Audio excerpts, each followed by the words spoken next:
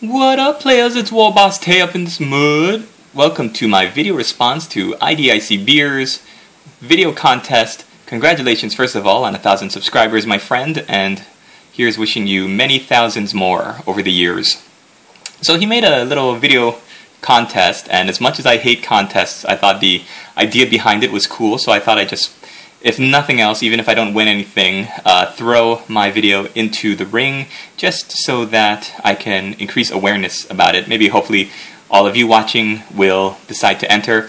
Some really great laser cut card scenery stuff, especially for Necrons, but some great prizes. And if anything, if nothing else, actually, it's just great to see each other's videos and what we put out. So his question was to all the wargaming community people out there that post videos, what is it that you enjoy about the hobby? And he said just make a video about anything, the models to the paint jobs to the tactics, playing something, unboxing. He said just make a video and post it as a video response. So this is going to be a dedicated one. It's not going to be an unboxing or anything else. I'm just going to talk a little bit about why I love the Games Workshop fluff, the story, the fiction behind the 40k universe.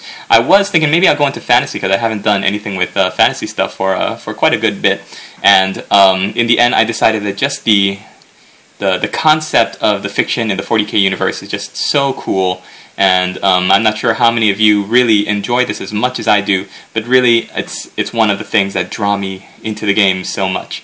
So as you know, the Emperor, as you may or may not know actually, the Emperor of Mankind, who is like the God Emperor, the big head cheese over humanity and all of humanity's planets and everything, he created the Space Marines in around the 30th millennium, I think. I'm not quite sure about the dates, but he decided that he was going to go off on a great crusade and reunite all of humanity's planets that have been lost to warp storms, to alien menace, and just isolated and forgotten.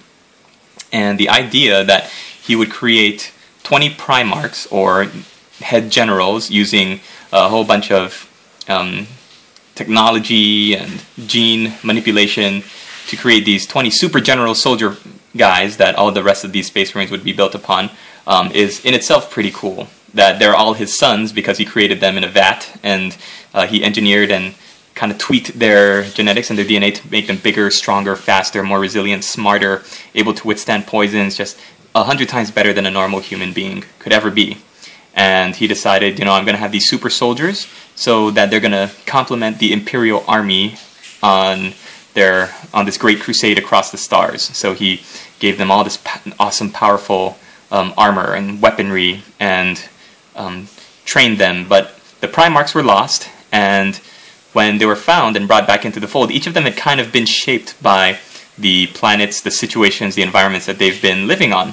So you've got 20, or 18 now, because 2 of the Primarchs were lost, 18 super soldiers that have not been training or living together or anything, that don't even know what their great mission is mission in life is going to be until they get reunited with the Emperor, their father, so to speak. And then they get put in charge of these legions, these armies of super soldiers that are made from their DNA, and then sent on missions to go across the universe and bring all of the human worlds into compliance. And if they don't want to accept the Emperor's rule, then they will be snuffed out, destroyed, just totally messed up. So most people said they would want to, most of the plans fell in line. And there's all this great fiction in the Black Library stories about the Great Crusade reuniting mankind and stuff. But what really draws me to the fiction, to the models, to the game itself, is the Horus Heresy, the biggest, most climactic and game-changing, universe-changing event in the Warhammer universe. And that is when one of the Primarchs, Horus, took about half of the legions, just about half the legions, 9 of them, and turned them away from the Emperor because he had been corrupted a little bit by chaos, the 4 evil gods of chaos and destruction, and decided that they were going to turn against the Imperium. And now with the Black Library books, there's so much awesome backstory and fluff about why these 9 Primarchs went rogue, and why they went renegade and turned their backs on the Emperor and decided to tear down all of his works across the universe. Some of it was jealousy or pride, or some of them just like to were just kind of crazy and stuff, but each one of them kind of had their own legion and army turn against the Emperor as well. And with Forge World coming out with all their kits and the Horus Heresy books, with the new codexes mentioning it a lot more, like especially the Chaos Codex that had come out a couple months back, talking a lot about it, with the Black Legion, Black Library books talking about it, detailing it specifically. It seems like we're getting much more into the history of these guys, these evil Chaos guys that went Renegade, and why they did, and what that means for the rest of the Imperium. So, to me, the most interesting thing about the story and the fiction is that anybody, anyone can turn to chaos. Anyone can turn evil. It doesn't matter who you are or how powerful you are and how good you think, like what your intentions are, or what you're trying to accomplish. Even in the end, if you get corrupted by chaos and the chaos forces, then you turn into one of these guys eventually in the black hole, the warp of the universe.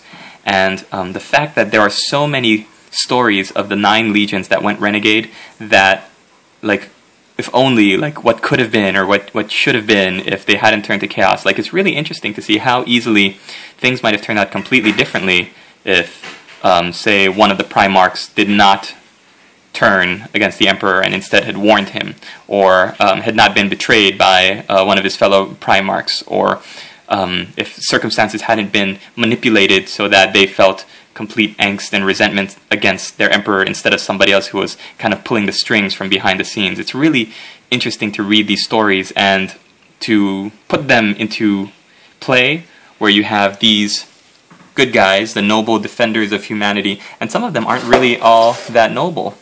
Like, for example, even though they are built up as a noble, honorable army, the Space Wolves, which are modeled after like Norse Vikings, can be very brutalistic if they let their emotions, and if there's a flaw in their gene seed that kind of can make them turn into the Wulfen, or like the werewolves, and just make them go crazy. Likewise with the Blood Angels that have the Red Thirst and the Black Rage, that are built up as these noble protectors of humanity, but every once in a while they will get consumed by this bloodlust and just go crazy until they're killed. So you've got like heroes and villains and anti-heroes, and people that are trying to do the best for the Imperium, people that are trying to do the best for themselves, and you've got Chaos guys who mostly just feel betrayed and want revenge against the Imperium that, in their minds, they feel betrayed them in the first place. So that, to me, is why the stories are so great. I love playing a Legion. Like, I hate the Black Legion, what they've become, because now they're just bitter and resentful, and Abaddon is running around without any arms, and he's trying to take over the world with all his Black Crusades, and like all of the other legions have so much better stories, like the Night Lords, the World Eaters, the Word Bearers, the Thousand Sons. All of those have really awesome stories where you see a little bit of nobility and you see a little bit of what things could have been mixed in with all the evil selfishness, the greed, the brutality, and that's what's great about the hobby to me. Whereas in something like War Machine and Hordes, you can give your guys different color schemes, but mostly the fluff is set. If you're playing a model, you're playing his rules, the rules are set. And to me, I feel like there's much more flexibility with Warhammer. You can kind of create your own stories and your own heroes and villains, and yeah, that's really interesting to me. So, thanks for watching this little video. Sorry it's gone on like 9 minutes now, but just wanted to say congratulations again to IDICBeer, and best of luck getting many thousands more subscribers. Please subscribe to his channel. Go over there and make a video if you make videos, even if you haven't ever tried it before, and tell him what you think about the hobby, why you enjoy it. Thanks for watching, everybody.